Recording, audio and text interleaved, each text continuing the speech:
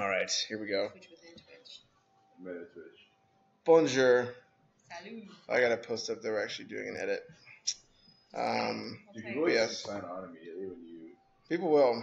Not like immediately, like so I usually. Like a notification. Like I just got a notification that you're on it. I usually wave for the video though because actually more people will watch the replay for the edits. Right. Makes sense.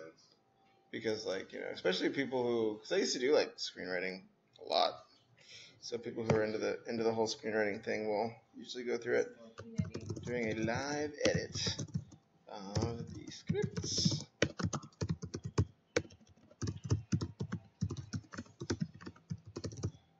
Boop. I think that's the right URL. Make sure that works. All right, we Gucci. Hooray. Great happiness ensues. All right, let's read over the log lines. You can hear it, actually. You can vote, Xander, and tell me if any of these sound like really good or really crap. So the 5 log lines. Chris, I've been waiting 7 years for this thing. I've been waiting 7 years for this edition. Okay. Oh yeah, so there was a really good script last week. No false meat. Okay, no small feet. A lot of good scripts lately. Here's how to play. Read as many of this weekend scripts as you can. Vote for your favorites if you'd like to submit. I don't know. Maybe that's just a random name. I might crack the window open though, because there's one thing that I'm always overheating. Yeah. This is the part. What up, Majin Buu? How's it going? Hey, Majin. Good to see you.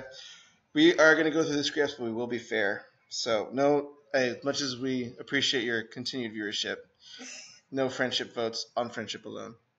Yep. So, we'll see. And I have read Dead Star, though, so I guess that does bias me a little bit, just because I know the story. Okay, invasion, sci-fi drama.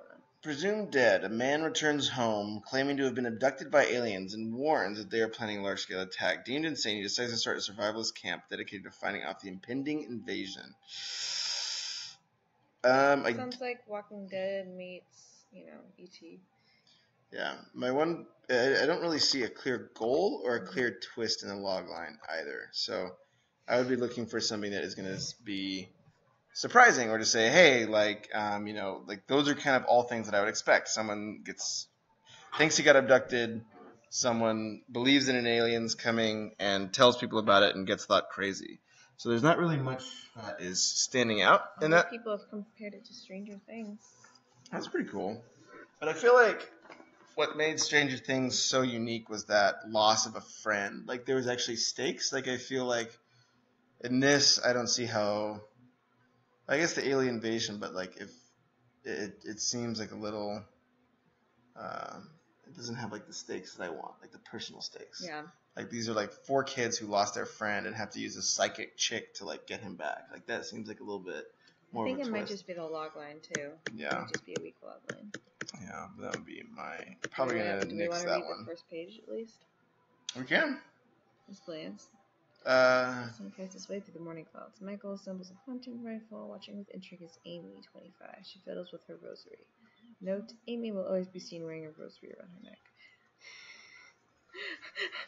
So now, what they're wearing camouflage. So what school did you go to? Is that funny? Your first question? Just follow your lead. Paradise High. What a coincidence, so did I. Is that so? Okay, how was your last relationship? 2 years. What ended it? Lack of commitment.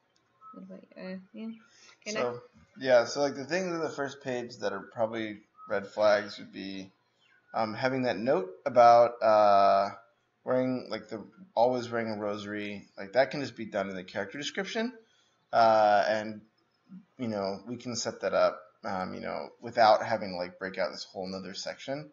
And also the dialogue is a little. I guess they're assembling a hunting rifle, but feels kind of like very howdy, how are you type dialogue. Mm-hmm. Dead Star. When a polar expedition awakens a sleeping god and unleashes doom upon the world, its only survivor is stalked by wolves across a snowy wasteland as he struggles to make it back to his ship alive. Yes. I would agree, Majin. So my thoughts on your logline, Majin, and now that I'm looking at it again. So you bring in this idea of a sleeping god that needs to be awakened, but I don't see if so that's suggesting that there's a bigger story arc that like, hey, there's like this impending doom upon the entire world, but I don't see how that's going to connect into his survival. Does he need to survive to tell people about this god they've awakened? Does he need to survive to accomplish XYZ? So those are probably some. Agreed. I think it still is interesting. So like this will probably still rank pretty high up, but I feel like that's like I'm not able to connect like why that meta story you're suggesting connects to his survival story. Yeah, I've already read the first page of this. Let's be famous. The story isn't told entirely linearly, I see. Ooh, well, non-linear stories are tough. That's a tough one. Yes, loglines are always tricky indeed. Yeah. Let's be famous. Adventure comedy. After two fame-seeking millennials are outed for their plans to fake a sailing adventure blog, no one believes it when they really are shipwrecked and lost at sea. Are outed for their plans to fake a sailing adventure blog. Yeah, that's a very millennial thing to do. Really? What's up, Nightingale? How goes it? Hey, Nightingale. Yeah, you can do your sailing adventure blog. It's nice.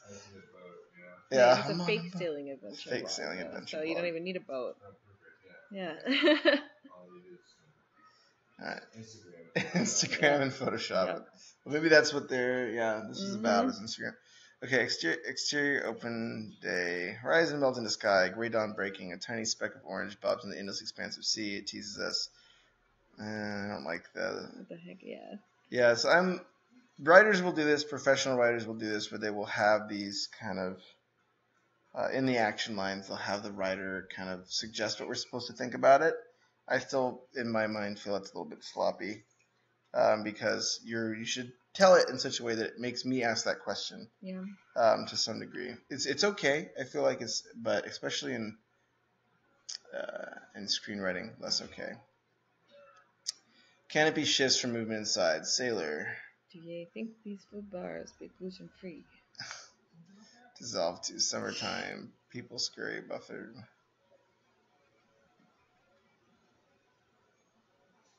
So it's like a flashback or flash forward. Yeah, flash forward. Yeah. Fred Moore. Nothing to climb. Hella generous TV show. California Day. Comedian and television host is on stage for final moments of her show. Okay, so some stuff seems to be kicking off. I might put that one as one of the ones we'll do. Maybe we'll do the first 5 pages tonight because that's when I'm already tired. Yeah, because it's late. Yeah, maybe we'll do a hard stop at like, what do you think, 1? 4:45? I'm already pretty tired. 1. 1. The woman said 1. Wow. Can you ride those? Did you make pals with it? Use control to ride it. I'm running to see if I'm going to ride. Why don't you ride that big one instead of being a noob? Okay, focus. Yeah, sorry. Focus. Oh, see, that's what what up, dude? Oh, man. Ooh. Rip. Yeah.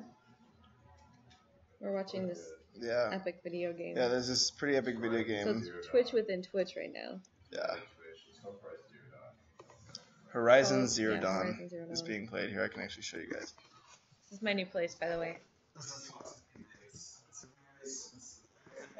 That's her name. I have to feel bad. She's living in such squalor. I know. It's a tough life. It's been a really hard life. But you make do. You know, living on the ocean versus living in the city. You know, such is life. Yeah, it's been nice. Mostly we bring in everyone together. Bring in everyone into the city. Magic. Into the nexus of overpriced dinners. Yeah. The Mecca. Yeah, and yeah. Okay, it's focus. life. All right, sorry. Let's be famous. Adventure comedy after 2. I sailed the world in my bathtub. Yeah, it's a hard knock life. We just did that one. Oh yeah, that's so we just downloaded that script. Keep this guy under control. Yeah, here. my ADD is real. Quiet Storm. After discovering a stash of drugs during a carjacking, A deaf teen delinquent finds himself pursued by crooked cops as Hurricane Katrina approaches. Hey, Tasmacan. What up, Tasmacan? How goes it? It is a hard knock life, Majin. That is true. Alright, let's see. Fade in. Majin, true. For life. I'm discovering a stash of drugs during a carjacking. Deaf teen. There's a lot going on in Delinquent finds himself pursued by crooked cops. A deaf teen delinquent finds a stash of drugs during a... Is he during the carjacking? Oh, I guess he's a delinquent. Yeah. And Hurricane Katrina, there's a lot going on. Yeah, my thought would be trying to... So there's like a really good writing adage, which is to say, turn your ands into therefores. So this seems like a lot of things are happening, which is good. It's never a bad... Sometimes there are more often scripts with too few ideas than too many. But you still need to connect them all together into a cohesive whole. So just from this log line, feels like those are... I'm not seeing at least a suggestion that there's connective tissue between them, so probably gonna... We'll see. Heart built on the sand. The ideal life being striven for by a sexually charged woman in her 40s gets put to the test by the men that she loves and the demands of her job. Sons. An ideal life being striven for by a sexually charged woman in her 40s. I don't know. Yeah, I don't know. Let's read the first page. That would be one line of connect. Yes, that's right, Moonraker. He's being pursued because he's into crime in the New Orleans area? That would be one line of connect. That's true, but like, why does it have to happen when Hurricane Katrina is happening? Those are the types of things like where you want to make sure that those... If you're going to call on something as big as Hurricane Katrina in your log line, there has to be a suggestion that like, hey, this is going to play into this arc that I'm constructing. And like, it also, without that, I am looking for something that's surprising or like, ooh, like what is that? Like that will make me, quote unquote, lean forward. And there's not that like surprising twist, I guess I would say. So it's a deal life being the gently playing harp. Faded. I am. Entrance to heaven. Okay. The floor, cloud. Ahead lies the walls of a fortified city, the pearly gates, baby bush, cloud. Therefore, everyone who hears these words of mine and acts on them may be compared to a wise man who built his house on the ground. As any builder can attest, the foundation of any building must be rock solid before any work can be done to that house. Moonraker, thanks for the follow. Much obliged. Solve to middle class suburbs night. Yeah, I may still think that one. I like that one better than... I think I like the Quiet Storm better still. I'm kind of on the fence. What do you think? Yeah. I don't know. I can't, for some reason, the middle-aged woman, I tend to compose music rather than write myself. Indeed. Nice. So let's do the delinquent one. Do we want to do Dark Star or do we want to go for something new? Let's read the delinquent one. We can decide. Okay. I'm not really sure. I'm really on the fence. Because I've read Dead Star a few times. And I kind of know what's going to happen. So maybe we'll do this guy.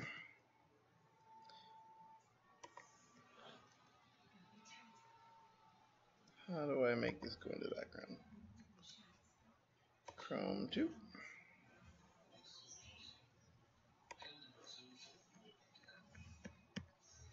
There we go. Alright, let's be famous. You have to be weird to connect it to Katrina. That's true. Okay, yeah, I missed some chat here. First world problems. Which one? This one about the bloggers. Yeah, we're gonna start reading that one first. That's like my favorite so far. Yeah, I think that seems fun. Yeah. He's being pursued because he's into crime in the New Orleans area. I see. That would be one line of connection, maybe just a start. I see. Okay, well, so is that your story, Moonraker, that you wrote? Because we'll usually try to read the ones that people who watch have written. And since no one really knew how back the cane was going to be in the super chromatic crescendo, it's true.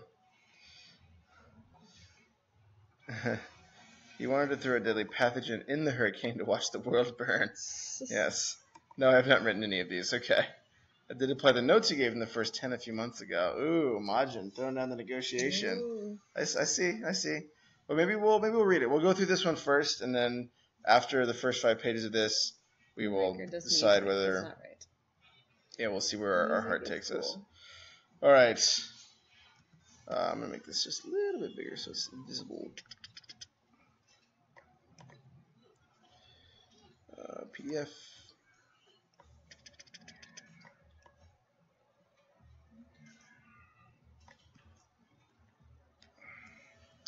All right.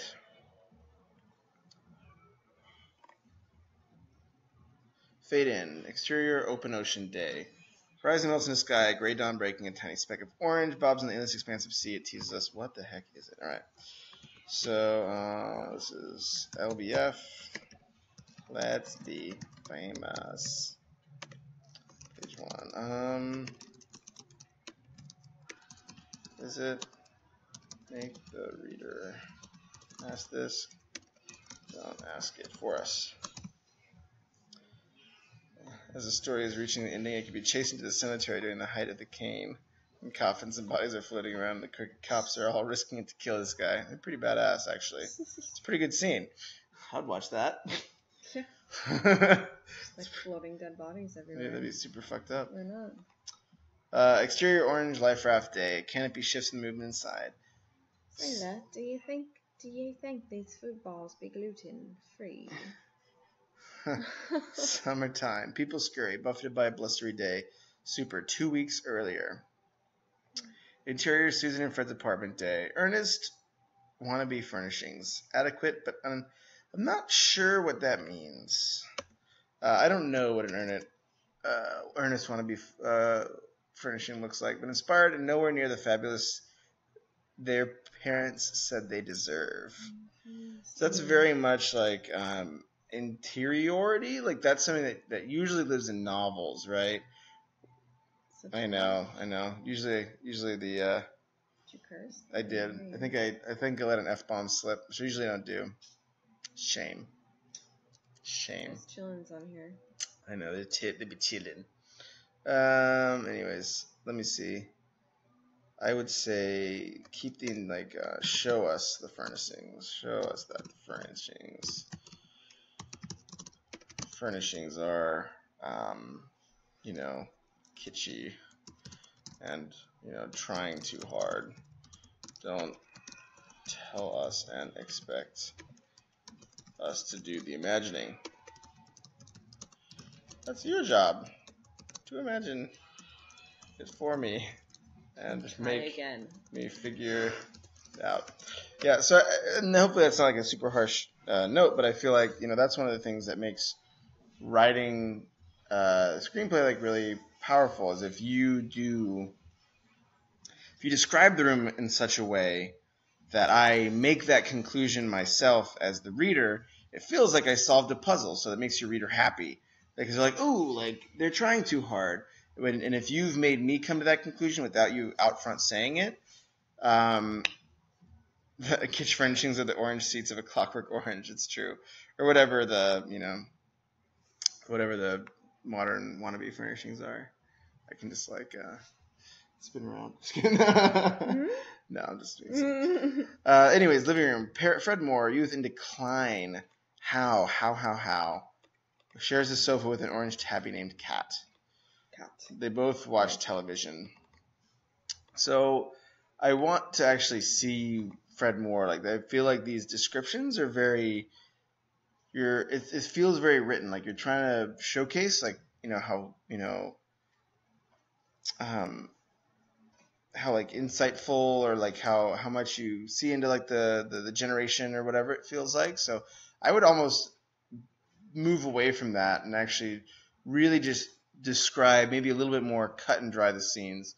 Because it's hard. I'm actually having a tough time visualing Fred because there could be a lot of different ways someone could be in decline. You want to move away from the abstract language into the concrete. Page 1, move from abstract line to concrete. Klein. Oh, whoops. D-line. D-line. So, like, for example, in this case, it would be, hey, should you describe him, like, because a youth in decline could be someone with, like, you know, could be long hair, kind of curly, playing a video game. Or it could be, or it could be like some drugged up person on the street. Like, so like that is such an abstract term. People, yeah, but you can tell someone, so you can say someone is a youth in decline, and two different people will come up with two different images. You don't want that to happen with your story. You want them to have the same image that you came up with. So use concrete language to accomplish that. Insert television screen, hella generous television show, California Day. Hella generous.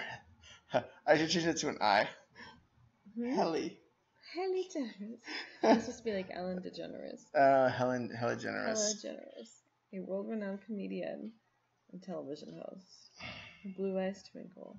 You can be hella. Be kind to one another. Back to seeing an apartment. Cat yawns, his eyes close. Bored, really? Fred flips through the channels. Need some Jerry Springer? Folks eager to disgrace themselves in the most public way possible? Insert on television screen. A fight between a man and a woman in progress. Nasty stuff. Spitting, hair pulling, face scratching. Back to scene. Fred flinches at every onslaught, but doesn't look away. Cat opens his eyes, glances at the television, then stares off in the distance. His gaze is reflective, contemplative. He yawns. His eyes close. Nap first. The final scene can take place at the Saints football stadium when many people huddle, and the dead are outside in the stadium, and the overcrowded inside it, and almost in the scene of the Warriors. I have to watch that Warriors movie. So it's a classic. Come out to play it. I've seen that scene, but I've never watched the full movie. The whole movie is amazing. Kids Shrink Camp. Have you guys seen The Get Down? No. Mm-mm. It's like a very similar. It's a new Netflix show. Oh. It's like hip hop, and it's like a very similar cinematic vein. It's really good. Get Down. I don't think I can watch that. Good old Netflix has everything. I know. Cool. All right. Cool. Back to scene. Frederick flinches. Okay. Fight. They have the fights on Jerry Springer. Exterior. New York office day. Susan. Oh, he has the same. Same problem I do. Everybody's name's Susan. Mm-hmm. I say the Warriors movie because many people in the stadium know these cops are dirty. So when the cops finally corner the guy, they don't realize they're all in the middle of the stadium with hundreds of people who hate them. Ooh. These cops went missing. I like it. I like it. Susan Luke hunkers in her cubicle, but for work computer, thumbtacked quote has pride of place in a sea of selfies. Question isn't who's going to let me, it's who's going to stop me. Just in this. I feel like that's like embodies like everything I've experienced. What do you mean? Excuse me? No. Oh. Like the stuff on the wall. You're pointing to me. No. Well, I mean, you are really basic, but... Not that basic. Not that basic. Not at that level yet. Back to the scene, dressed in a slattern style. So that's really good. At least, like, the slattern style of a Kardashian. I wish it was still more specific, though.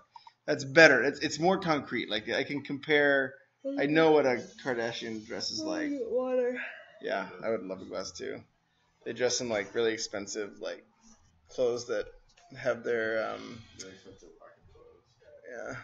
Really expensive lack of clothes, I think, is actually the right turn of phrase. Laser beams. Okay, so she's working on the computer, watches with interest as woman whips off her belt and pops the man in the butt. Interesting. Back to scene. Her phone rings and pings a text message. Susan frowns at some... Oh, she's watching the Jerry Springer. I see. Yeah. Jerry Springer's great. I used to watch it all the time. Back there is always on in El Paso. Feel free to pass these ideas to whoever that writer is with my praise. Everyone can always use a few good ideas from outside their circle. Indeed, Tasmo can. Indeed. Thank you, my lady. Careful. I like that. It's nice, like a nice little cozy side table. Yeah. Insert on computer. Woman whips off her belt and pops K. So the Jerry Springer people fighting. Phone pings a message. Susan frowns at some bad news. Choose a nail. Thumbs her phone. Intercut. Fred phone pings a text. He reads. Publisher signed Malia. Fred frowns. Attempted to pet cat who dodges his hand. Hig? Hey, how's it going? It isn't. They both know it. Focus. No hella. No nice kitty. Okay. Dinner tonight. Hashtag destroyed. Okay. T2DM. Type 2 diabetes? No, I think it's talk dirty to me. TD2M. Okay. She sees her boomer boss closing in. To be continued. I think it's funny. I like using the subtitles in text messages for like. I worry a little bit that it gets. This may, and I may be like reading into it too much, but this may be risk that if I was reading this as a script reader back in the day when I used to do script reading, I would be really worried because you're focusing really heavy on the gimmick of these people being millennials. So usually when someone focuses really heavily on a gimmick, they sometimes lose sight of like the emotional core of the story. Not saying that's going to happen, but at this point, like with how that's been played through a few times, like, you know, we've seen a few like millennial jokes, and no situational comedy yet. Like there's no like, you know, someone's trying, there's no like conflict in a scene that someone's getting blocked. That's more where I get a little bit worried. I like the text subtitles. Looking for a horror story. Hey. Can you rename the story Bayou Blackout? The Bayou Blackout. That's a pretty sweet name. I'd watch that. Kill it. Cool. All right, nice. Stay on target. Fred waits for an equivalent response. There isn't one. Fred sits in his computer. He curls up next to a keyboard. Off-screen, stretch face looms. Today on Nice Kitty, we focus on nonverbal communications. Similar to abbreviations humans use for texting and tweeting, cats can employ a series of staccato tail thumps to stave off nasty misunderstandings which arise from the use of the meow. Cat's tail goes to thump. Cat starts us off with a rapid-fire double thump, synonymous with F off. This is the default tail thump for Nice Kitties. Fred pets cat. Right, Nice Kitty? Tune in tomorrow for more Nice Kitty nonverbal communicational. He kicks off and sucks his head, mean kitty.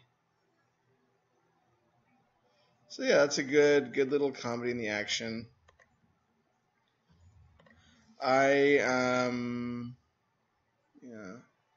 It's still pretty. So he's sitting next to his computer.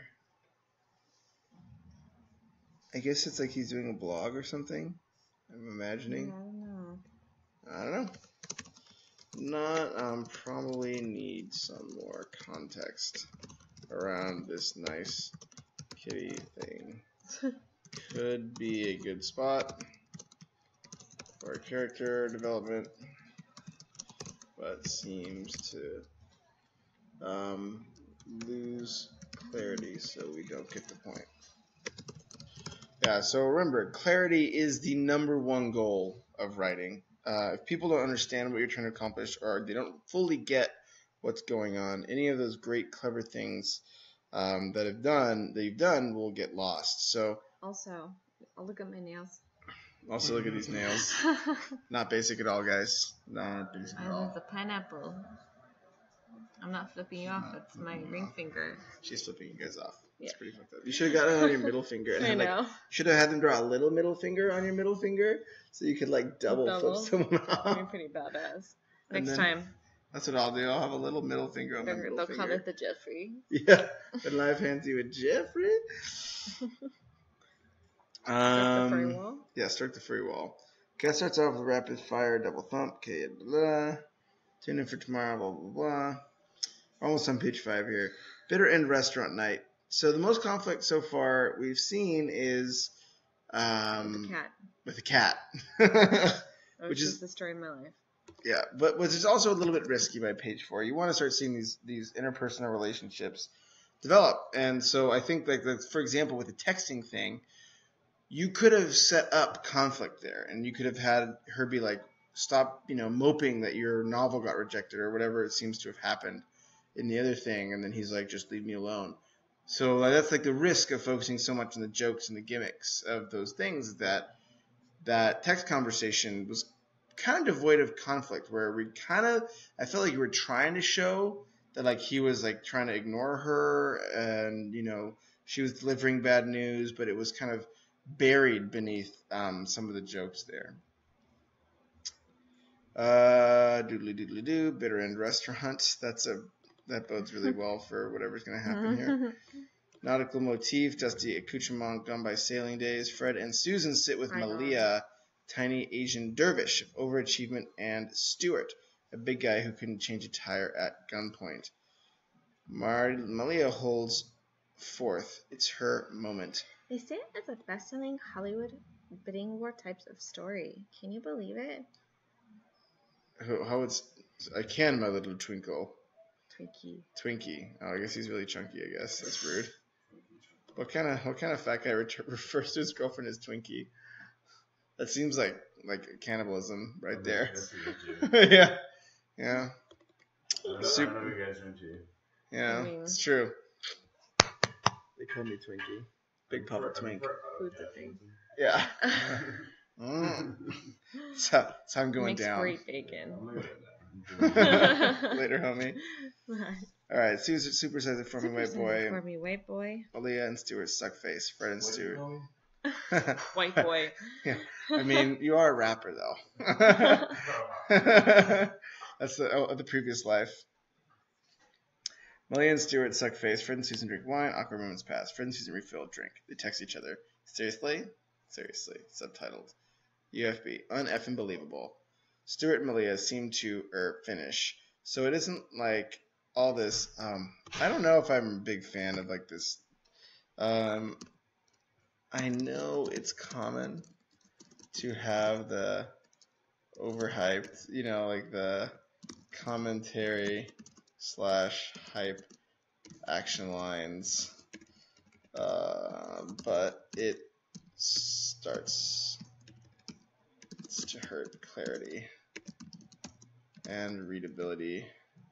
And it's like the comedy should be in the dialogue, not because nobody's going to be reading it. Yeah.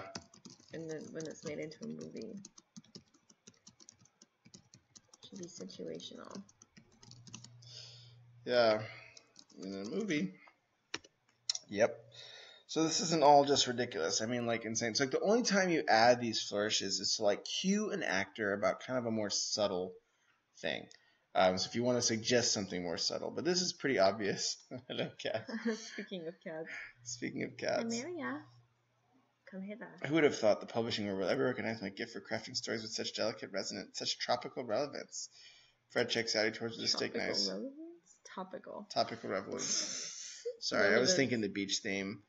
Mia, blah, blah, blah. Fred's daydream. He grabs Mia by her ponytail, hacks her tongue off with a steak knife, and holds it aloft like a trophy. Fred? End Fred's daydream. Back to scene. Fred holds the steak aloft. Bloody juices drip into his cat bite bandage. Everyone stares. Students the rescue. Fred's embracing traditional masculinity. Fred takes his cue, rips into his meat. He wants to gain access to the heart of the tough guy stereotype for a new blog. Stuart and Malia exchange a look. Poor Fred. Another blog? What is it this time? Fred sits down and casts about for an idea. He takes a sip of wine, peers through the window. Okay, so I don't know. I feel like the blog, like the millennials blogging is funny and true, but I feel like that's one joke. Yeah. I don't feel like that's a screenplay worth of jokes. Me personally. Maybe it's because I'm a millennial and I'm deeply bitter and evil. But I feel like we're hitting a similar note on a lot of this comedy, which is okay. But you do want some variety. You do want some story, and we're kind of getting to page 6. And I know, I'm reading shorter tonight, but yeah, it's a little light in that department. So I'd say I do want some more conflict besides dirty looks. Why doesn't he just like stomp away? Like, why don't they criticize him? Like, why aren't Susan what's the Asian lady's name? Malia and Stuart, like, actually being mean? Why don't they, like, laugh at him? I want to see if this is going to be my protagonist. One of the most effective things you can do is shame them. And then that makes the reader sympathize with them. Because if you see someone get embarrassed, like, one of the best examples of this is in the Rambo, the first Rambo. He gets into the city. The cop mistreats him. And he's like a veteran, so you already sympathize for him. And he has all these horrible memories. He gets mistreated by the cop, made fun of, treated like a homeless person. Just so dismissed, treated so cruelly that when he finally begins to turn around and take vengeance, he does these horrible things, but you're rooting for him. Because you're like, this guy has been so mistreated. I can even root for him if he's willing to, like, be violent to get out. And he doesn't, I think, it's actually he doesn't get too, like, dangerous. Or he doesn't, like, kill as many people in the first Rambo. He kills, like, only 5 people. But, yeah, something to think about. I'm going to say, overall, I think the good is, you have a funny setup. And, like, goofy characters. Awesome cat.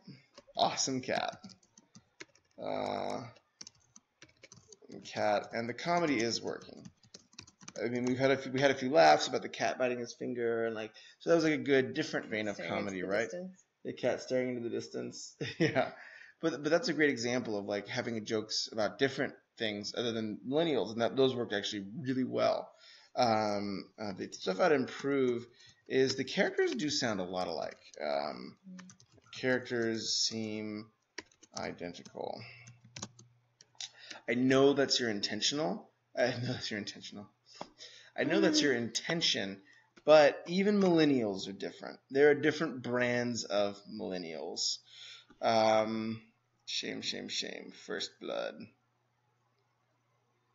What? Oh, yeah, it is called First Blood. Maybe you're right.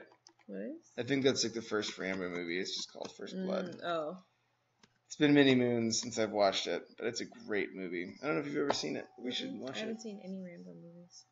The first one's actually an amazing story. Really well done. Ooh, The other ones are kind of crap. I don't care. Room. I like this. It's a couch. It is a couch. Okay, fine. Look. Asleep. Yeah, she's gonna fall asleep. The first one's the best. Yeah, the first one's amazing. She's a wildfire. We may have to call someone short and do a very speed edit of Dead Star. I think we'll do Dead Star. I kind of am curious to see what changes he made. Characters seem identical. Even millennials are different. And then I would say vary the comedy more and don't compromise story for jokes. I feel like story and conflict for jokes. I think those are kind of the most critical ones, especially is that conflict. Conflict needs to be there, and it's really light, and it's all internal, which does not work. I like that you had him imagining, killing this lady who's successful while he's a failure. But eventually, and even early on, the best conflict is always external. It's always between people. He can think these horrible things, but if he doesn't do anything about, his inner angst or his anger, it's not going to be entertaining. I want to see him stand up from that table and stomp away. He just is daydreaming, and that's it. Back to scene. Yeah, what happens? Daiquiris, just setting the scene, folks. Yeah, so he goes into a tall ship. He's got to ride that. So they're just talking. No conflict. Okay. Cool. So on to Dead Star. Rip stars. That's like 5. 5-star. We'll be Dead Star. The bunny. I'm Dead Star. The world. In my screenplay folder, Majin Buu, I have like 3 different Dead Star scripts. That's amazing. I will say, you hustle to get your edits. There's nothing wrong with getting those edits. The first one is the best. You cut out that window, you will fall very far away. Yeah, well, she'll learn it one time. An icy cliff looms against the purple night. A bare hand claws the white snow as it searches for a grip. Black ash and stone, cold stone lie beneath. The hard rock finds. So I will say, Majin, you always do a great job with the visuals. Well, here I'm hoping for a valid, honest vote. Yeah, I will be valid. I addressed every note you had in the edits you did. I will indeed. I actually do. I do appreciate that a lot. Yeah. That you do try to make those changes when they come up. I do really from page 1. I still think the way you develop and use action. Good use of action lines. Making Havoc's Uncle a Ghost. Yeah. Good use of action lines to clear and sharp / visual. I think that's really critical, is a clear, sharp visual bits. And yeah, I think the things that I always look for early is something unique in the hook. Like the hook has to be a hook, and if it's an action story and it's a standard action story, even if there's a gunfight, it won't be interesting unless there's actually a hook to the gunfight. Of like, what's different about this gunfight? Why is this cool or special, and do I want to care about it? Black ash and cold sunlight beneath. A hand finds a rock, but it slowly dissolves. Clings to the cliff, his noble face with black hair and purple eyes marred by frozen beard, tempered with exhaustion, fear, and insanity. He argues with his uncle, a voice born from fresh madness. Even if the beacon's lit, they'll kill you before you get there. No, you're wrong. You have to be. Havoc looks down to the jagged rocks beneath him, then up to the summit that awaits. A cold wind blows, he climbs higher. Listen to reason. You must leave him behind. It's the only way. Damn you. I made my choice when I entered the wastes. I can't leave him now. Don't you understand? They've tasted the flesh of man. Now they hunger for it. What they want is blood. But what if they're really... No, you mustn't think of it. Remember, you can cower in your cabin when you reach the ship. But for now, you must not fear. Wolves can smell fear. Direwolves? Direwolves? Havoc pulls himself to the summit, collapses to his knees, and desperately breathes hot breath. Beware that accent, that rhyming. It's kind of a funny read. Onto his frozen finger is another alliterative statement. That's okay. Alliteration can be very impactful, but it usually should be intentional. Just a moment's rest. Havoc lies on the snowy floor and closes his eyes. First thoughts on the scene. That dialogue is very... there's a term for it. It's not expository, but it is expository. It's setting the scene. I would really ask yourself the question whether you need a pair of voices to tell us what's going on. I do this in my writing, where I will have them be like, well, curse you, I hate you because, I have to get the thing from the palace into the storage center before 5 p.m. Well, no, you have to listen because, the king's guards, which there are 26 guards, and they are all well-trained in battle, will come and find you. No, but I'm going to take the path down the side alley that's very sneaky and very clever, and I will go over the roofs, and that's my plan. So it feels like conflict because it's an argument, but it is very thinly veiled exposition. I would be really cautious of that. Beware of the expository conflicts, dialogue. You probably can communicate all of this in just visual. I would really consider that. I know that's a big ask. Yeah, alliteration hype. Loving the voice. Oh my G. Yeah.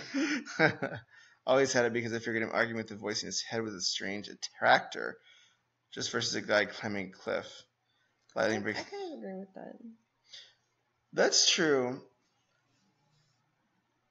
What do I think about that? I would make it different then. Like, I would not make it about the scene, maybe. Well, because I feel like this build-up with the wolves, because we go back to like the wolf fight in the past here. I'm trying to think of how this is structured. So we have the guy talking to the voice about the wolves. We see the wolf fight. I almost wonder why it needs to be non-linear in this portion. Like, why can't we just start with him fighting with the wolves? I don't know. It is a tough problem to crack, I feel like. But I feel like the guy talking to the voice, if the voice is going to be delivering this exposition, I want it to be actually revealing something about this character or about the world. Or I feel like if you're going to use the voice as a strange attractor, have it be talking about the Dead Star, not about the wolves. Like, if you can show us the wolves, I feel like you can, because pretty much all that is explaining is this guy is being chased by wolves and he's carrying his friend along who he should leave behind so he can escape. That's really all. And you can show that portion. You can show that through the visual. That's a really simple setup, which is okay. Simplicity is good. But then if you do want to use this uncle's voice mechanic, have it bring the world in. Have it suggest this like bigger vision you have.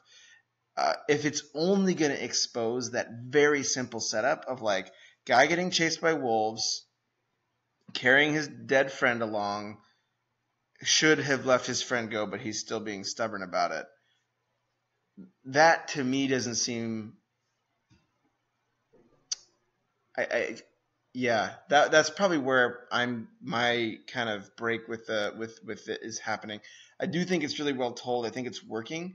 Because this dialogue is expressing like a very an elegantly simple setup. It feels like it's expository dialogue. Havoc's eyes startle open. He clutches. As soon as he gives way to raucous laughter and echoes across the hills, "Dear goddess, I'm going mad. Quiet. They could have. Quiet. Oh, that's you. Sorry. Dear goddess, I'm going mad. Quiet. They could have hurt you. That was not the time for rest." I'm sleeping. What if I just talk like that for the rest of our relationship? It's gonna be a short one. Danielle, welcome. It's gonna be a short one. Wonderful to see It won't last that long. Oh, my dear sweet. One day. Your poor little We're done. heart.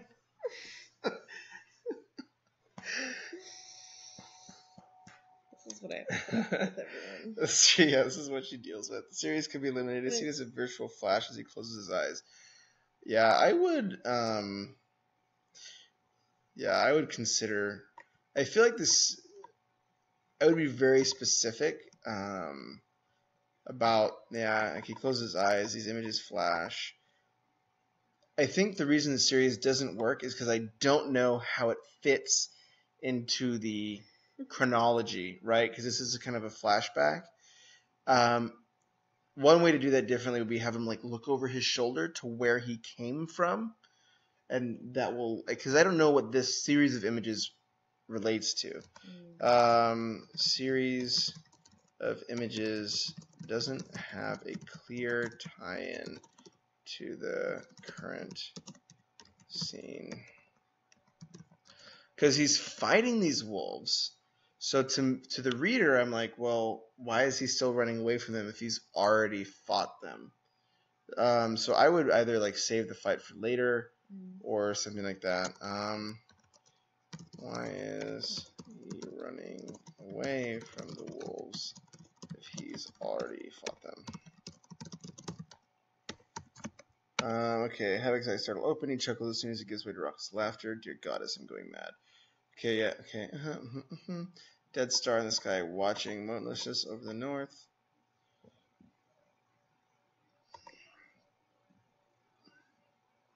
Yeah, wolf fights happen later, that's for sure.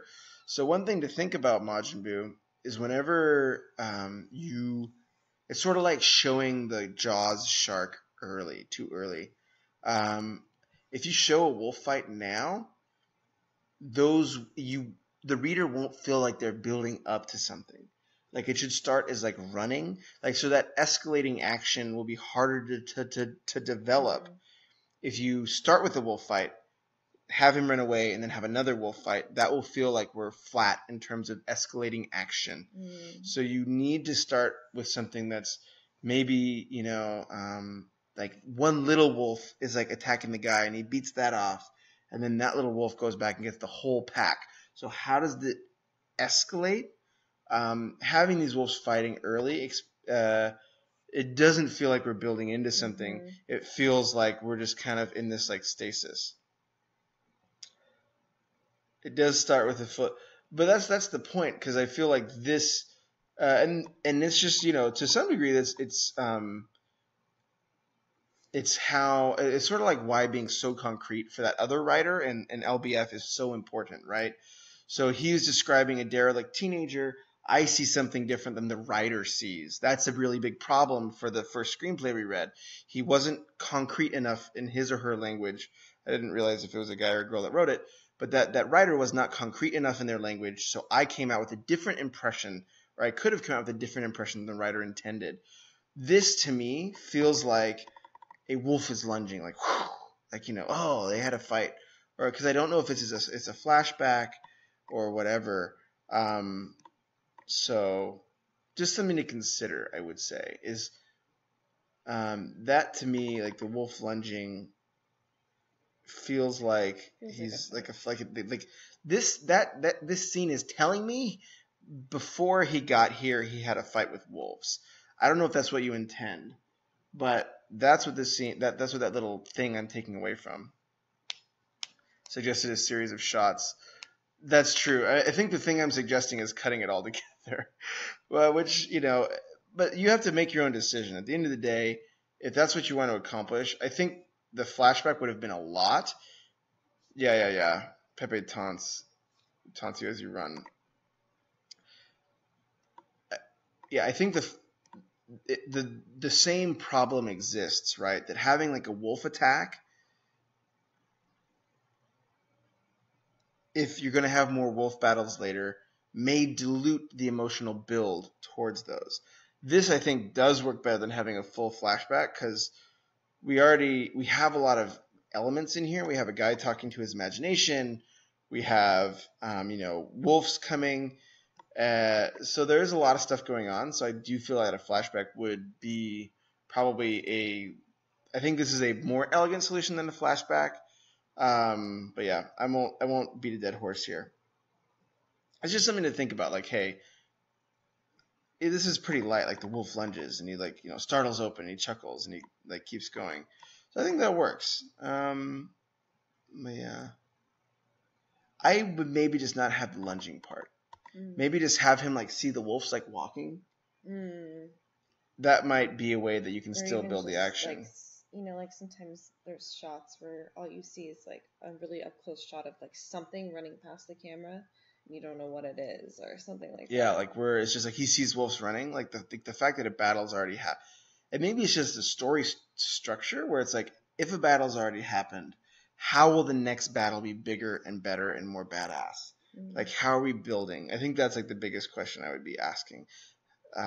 You don't want to have even like the fact that if the reader knows he's already fought wolves, then immediately it drains the stakes, even if they don't see it, even if they're like, I just had a crazy battle with wolves. Oh, look, more wolves are coming. It'll drain the stakes out of the next time because we know he's already survived one. Is the battle that already happened. Okay. Atop the ice cliff summit, Havoc looks at the rolling hills. Havoc's uncle, you hasten. You skipped stuff. Oh, I did, didn't I? Oh yeah, the dead star, the purple aurora, relentless night, between the skies, shooting star falls. You hasten only to your grave. I've made it this far, haven't I? What difference will a few days make? I've already lasted a full week. A week of flight and fear. See what you've done, Martin? You've awakened a monster. Where Havoc groans with effort, he pulls Jev in the sled, and there against the waves. I didn't see a capital introduction for Jev. I did not. I think it's in the flashback. Maybe it was. Was it? Mm-hmm. Jev, yeah, a gruff brown-haired man. Okay, I see. Okay. And that's good. There is against the waves in endless white snow. Havoc spots one speck of green, a solitary tree in the valley. Super 5 days earlier. They're coming for you, Havoc. Did you think you could outrun them with such a heavy sled? It's only a matter of time. Quiet. I'll hear no more of it. Havoc. Did you say something, Havoc? Jev rustles in his bundles of furs and leathers. There's a tree. We'll find shelter there. Good. The lone tree. The mighty pine that once stood over a ruined... Oh yeah, so a lot of roots upturned. Havoc pulls a sled beneath a large branch. Yeah. It's a good note. It's a good note, Taz. What if it looks like wolves chasing them for another battle? Yeah. In the tree shelter, Havoc hacks away. Jev is asleep in the sled while Havoc sits resting when a beam of light pierces the branches. Havoc peers out to the sky where the silver stars appeared. His eyes go wide with hope. Oh, that's me. Oh. She's like, who's Hope? I was just confused. Goddess, even in this forsaken land where the light of the red star never shines, please hear my prayer. The moon disappears behind the clouds, light fades. It is no sign, only the black of night. Havoc pulls a stack from the sled and rifles through it. Fox! Focus, Fox! Focus! I was thinking that stuff. What? Rolls of bread. 10 rolls of bread. 5 slices of hard cheese. 4 sausages. Havoc takes out a glass jar and uncovers Jev. A sea of blue eyes open. Havoc presses against Jev's lips. Easy now. No need to speak. Drink first. Jev swallows down the watered rum when he finishes. It tastes like ash. If you've strength enough to complain, you've strength enough to eat. So I like this Jev stuff. So to some degree, and I know you're gonna probably get mad at me, so I'm gonna be fine with it. Why do we need the flash forwards and back? I just want to see him taking care of Jev, and just show me that there are wolves around and that he's like throwing rocks at them. That's enough. I feel like there's a lot of ideas here, and then maybe like the big star is enough of a hook to make this unique. And you can keep the uncle talking, but I feel like the time shifting is like the 5 days earlier, the 5 days forward, the lone tree. Yeah, the intro to your book. I feel like the time shifting still is like, it feels like I'm not getting any new information out of it, and it feels just kind of jumping, and I'm like worried that I'm gonna miss something. Like I'm like, wait, something probably is gonna slip what by. Time are we in right now? Yeah. Is the present the past? I think when approaching the macro level, my structure works. That's true, but when looked at from the incomplete micro, yeah, and it's something. It's something to think about. What is it adding? And only you can truly answer that, because like at the end of the day, you're trying to accomplish something that's very specific. This is like your work. So like that's like the priority, right? Is that you as the writer accomplish what you're setting out to do. To some degree, though, at this point in the read, I'm not seeing like. Usually, whenever you time shift, it always has to inform the current scene. So like I'm pretty sure him and Jev getting to the tree is the now line, right? Like that's now. So all these flash forwards and flash backwards have to somehow make now better. Because if you have the reader running in 3 different timelines, they will not care about them because they will be. You can't split someone's focus that deeply. You have to establish what your primary timeline catches up to the very beginning. Okay, I see. So you have to establish that primary timeline, and then you can like dip from it. So I feel like we're trying to I feel like it's kind of branching, and I'm not sure. I think probably the thing is I'm not sure what the primary timeline is. What is the now? What is the now? What are flash forwards? What are flash backwards? And it feels like I'm not sure, because that's a flashback up here. So because we're all in a flashback. It's like 5 days earlier. Okay, so we're in the now and the present scene. Then we go back to a series of shots, and then we go back to the present scene, and then we go the snowy hills 5 days earlier, the lone tree, and then we have to talk to Jev, and then I guess we're 5 days earlier still now. Transitions to 4 weeks earlier. Continues straight forward and moves forward. It continues straight forward until it catches the beginning and moves forward to the end. Okay. And read linearly. So that's a lot to grok for a first read. I don't see what it's accomplishing right now that I'm missing if it was told linearly. And maybe that's what comes later. Everyone's dead and he's all alone. Transitions to everyone's alive. I see. Okay. I'm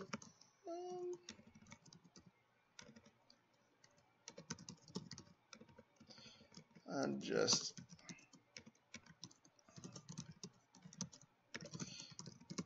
then okay. I get you. So that makes sense. So then maybe the multiple flashbacks. So why don't we just cut from here? This series of past shots. Why do we jump back to the I would just instead of going now moment, back moment, now moment, back moment, I would just do one. Only go back once and then stay there.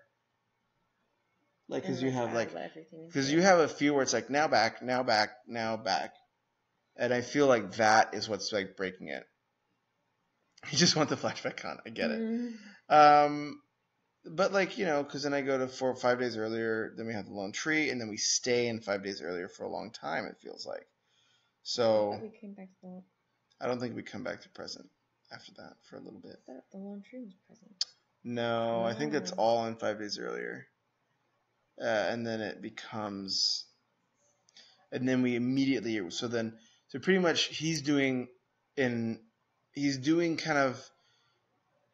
thing where the guy starts alone and everybody's dead, and then he jumps back 2 days ago. This was they were all happy, but I feel like the reason that's not as clear in this one, I think they even did that in this one. They did it in Let's Be Famous, but they only did it once. They did it right here, the same exact device. One thing to think about: this is a very heavily used device. So in that light, it's tricky because the other screenplay we read did the exact same. Every screenplay does this. Almost every amateur amateur Friday screenplay I've read, literally 70% of them have the big shebang intro, and then we go back to exposition town. Right? I discourage that. As a device has to be done differently. So, but I think they did accomplish it a little bit more effectively here 2 weeks earlier because they only jumped once. Different style, but kind of something to think about. Trying to make the device more like the cliche. The device as it has to be done. I would say either make the device completely like the cliche or cut it all together and start from the beginning. And if your story told linearly isn't interesting enough, that's a bigger problem. I would say either tell your story linearly or use the device, but use it in the cliche way because you're already using the device. The way you accomplish the device isn't cliche, or it's just not clear. I feel like you lose clarity by switching the device around. I would just use the device. It's cut and dry, simple, clear. I would prioritize clarity over changing it. The thing that's cliche is not the fact that you jump 5 weeks earlier. The thing that's cliche is that I take this exciting moment, pop it in the beginning, and then I jump back to something that I, as the writer, am a little bit afraid that won't carry as much conflict. So that's more the cliche. Yeah. It's just from the flashback scene, closes his eyes and rests. Okay. Well, food for thought. I'm also just spitballing in a more general sense about this device and how I feel about it. Water? Yes, indeed. And we are getting closer. We are past our hard stop. Yeah, but we shall. It is probably time for us to go to bed. We'll write some overall notes. Overall, the good. I like the strong opener. Could be close his eyes. You hate it the first few times he gave notes. It's true. No, I like it. I think it's. The story or the flashback? It's just a flashback when he closes his eyes and rests. That's true, but then it's just tricky. At the end of the day, it's your call, and I feel like you've reworked Dead Star a lot. I wonder, because to some degree, I had to do this for the Drug Runner story that I wrote, that I did through Amateur Offering too, where I was like, okay, I've this one is I want to go to the next story, because at a certain point you can only edit it. So I feel like you've optimized a lot. I feel like this is a lot stronger, and I do want to make that point. Especially, I feel like this is a lot stronger than the last draft. I feel like there is a lot of improvement. So I like it. I think the action is sharper. I have a better sense of Havoc. And he was kind of like this weird, kind of stompy, frowny figure for a while. So, flashes when he lies in the icy summit and closes his eyes. Yeah. So yeah, I like the strong opener. Havoc is much more clear. Is much more clear as a character. Improve. Just examine how you're using time, and just read 5 examples of people using this device. And that's the thing. Just read a lot, because at the end of the day, I'm just an opinion. Take my word for what it is, right? But the important thing is for you to come up with your data. Just take what my input is as data. It's not gospel. I don't have all the answers, but take that as a data point that something for me is still feeling off in terms of how time is being managed, especially in the early phases of a screenplay, when the most important thing in the first 5 pages of a screenplay is to just ground the reader, make them know what's going on so they can get to the story. That's the most important thing. So I feel like this is running a risk of compromising that. But, read 5 examples of people doing this in different screenplays. Formulate, hey, you know what? You can be like, hey, I think Jeff is wrong for these 3 reasons because this, and this. That's fine. Yeah. Boom. And I think that is hopefully where I think that I would be successful as an editor if I push you as a writer to just to say, hey, you raised this as a note. I thought through all the angles. I came to this conclusion. Boom. I feel totally good with that. I'd be like, yeah, hell yeah. Boom. Yeah, YOLO. Anyways, I think in terms, I do like the uncle's voice a little bit. Maybe it's just because I made a cool voice, but I did like the uncle's voice. Like the uncle's voice. Fox is dying. Like the uncle's voice, and then I liked hearing Jev. I feel like I got Jev. I got to Jev earlier in this draft. I think that's actually an improvement. Sorry. Oops, that's a good thing. That's earlier in this draft, and I liked it. Good to get to know this character so I can care. But yeah, other than that, I think my biggest beef was the time. Other than that, it seems to flow. Agreed. Oh, and then the expository dialogue in the beginning. Beware dialogue that's a little too telly about what's going on. I know we had another note. Okay, awesome guys. Cool. That's the show. Very short. Yeah, sorry it's a short one tonight, but we are pooped. And yes, family in town today. you are the final boss. Maybe it was just quick flashes. Yeah.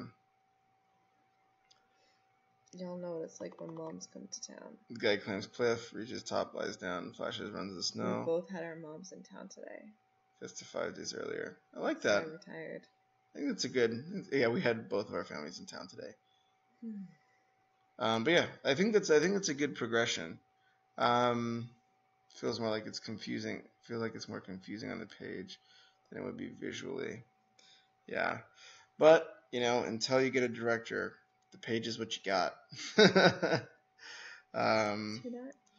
But yeah, I mean, I think my biggest encouragement would just to be, hey, like just read a few examples. I think that's like honest to God the best way.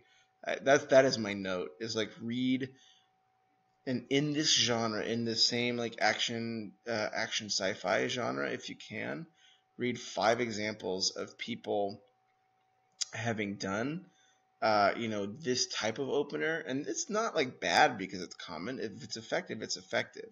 So, and find a few examples of people having, or watch some movies that have done this opener, and then maybe find those scripts. Use this device. Yeah. Majin, good work on your script. But yeah, I do think we have to announce the winner here. I'm going to go ahead and go on Scriptshadow and type it up while we're live, so you guys can see. I do think that Majin, you did beat Let's Be Famous. A vote goes to